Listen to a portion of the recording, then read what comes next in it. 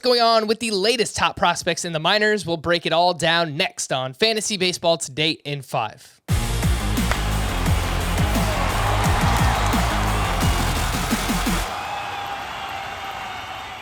Welcome into FBT in 5. As always, make sure to follow and stream us on Spotify. Today is Saturday, May 14th. I am Frank Stanfield, joined by Scott White. The 5 prospects on the verge: Adley Rutschman, Nolan Gorman, Max Meyer, Joe Adell, O'Neal Cruz. Scott, I saw that Joe Adell was in the news recently, got sent down, started hitting a bunch of home runs again. Yeah, well, right away in his first 4 games after being sit down, he hit 3 home runs, including on Tuesday, he hit a 460-foot blast to center field. Damn. So, like, he's trying to prove as quickly as possible that he belongs in the majors. Do the Angels have a spot for him? I mean, that was really the problem why he got sent down. They just couldn't find enough at bats for him with Taylor Ward breaking through and everything else. So, I don't know. I do have him as the 4th best minor leaguer to stash. He technically doesn't qualify as a prospect anymore, but, you know, only on a technicality there with the at-bats in the majors. I have him as the 4th best to stash still, even which kind of helps you to gauge how stashable any of these are. Like, if you don't feel like Joe Adell's worth stashing in your league, that probably says something about how applicable any of this is for you.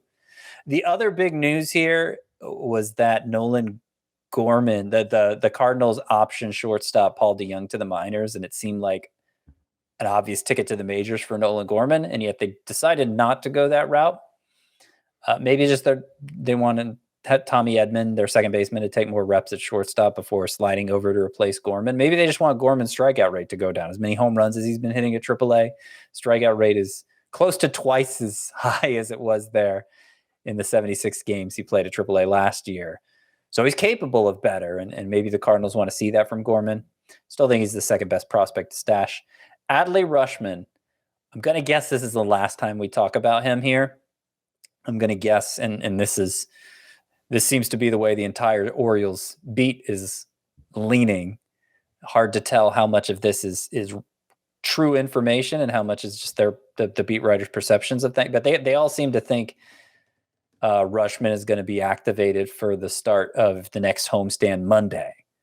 He's already 80% rostered in CBS sports leagues. I mean, people have been anticipating this all along after the triceps injury in spring training, that it would just be a short ramp up in the minors once he got healthy, and his upside at a position as weak as catcher makes him worth stashing. So not surprising he's so widely stashed, but if he happens to not be in yours, Rutschman could immediately emerge as a top 5 catcher, or at least a top 10 catcher in fantasy, having been the top overall pick in the 2019 draft.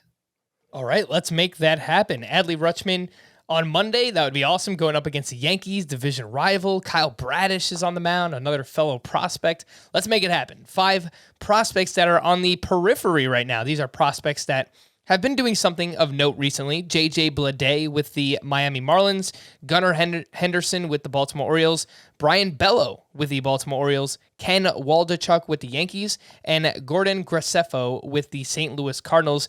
Scott, what's going on with J.J. Bleday? I know he's a former first-round pick. Obviously, the Marlins could use some offense. What's happening there?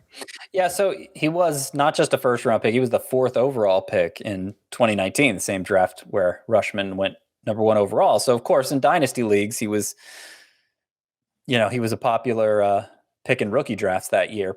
There's a good chance he's been dropped since then because he was so bad after getting drafted, and including last year. But J.J. Bleday made a change in his stance, lowered his hands, seemed to get better back control with that. And in the Arizona Fall League last year, hit .316 with 5 home runs and a 1035 OPS. In 24 games, and got off to a slow start at AAA this year, but it's been picking it up recently. The walk rate has always been high for him. It remains high, and I think there's a good chance Bleday still turns himself into something. He's already 24, so it's going to have to happen sooner than later. But, you might want to check to see if he's available in your dynasty league. Gunnar Henderson of the Orioles, also want to highlight him here.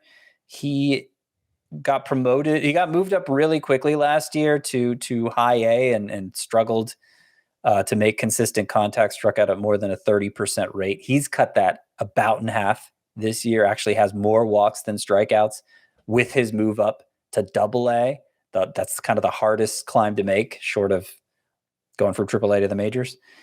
And, running a lot, hitting for power, looks like a legit high-end shortstop prospect. That's Gunnar Henderson.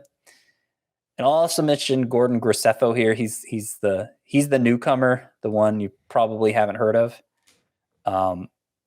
At high Class A, he's incredible control pitcher, throwing 70% of his pitches for strikes, and he's seen a big velocity jump this year. Last year, he was like high 80s, low 90s. This year, he's peaking at 98, and his walk to strikeout ratio high has just been incredible. So Gordon Graceffo, a riser, somebody to know in dynasty leagues. All right. For more extensive fantasy baseball coverage, listen to the Fantasy Baseball Today podcast on Spotify, Apple Podcasts, Stitcher, your smart speakers, or anywhere else podcasts are found. And thanks for listening to Fantasy Baseball Today in 5. We'll be back again on Monday morning.